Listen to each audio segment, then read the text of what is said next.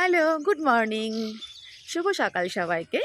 জানো আজকে আমার বিষয়ের পরীক্ষা, আমি পলিটিক্যাল সায়েন্সের টিচার। আর তোমরা টু দ্য পয়েন্ট আনসার লিখবে, খুব ভালো করে পরীক্ষা দেবে আর সব প্রশ্নের উত্তর করবে, মাথা ঠান্ডা করে লিখবে। আর কালকের দিনটা হলেই তো শেষ, তারপরে মজাই মজা। পরীক্ষা শেষ হয়ে গেছে, সবাই কত মজা করবে। আর আমিও আবার আমার আগের রুটিনে ফিরে যাব এই পরীক্ষার জন্য।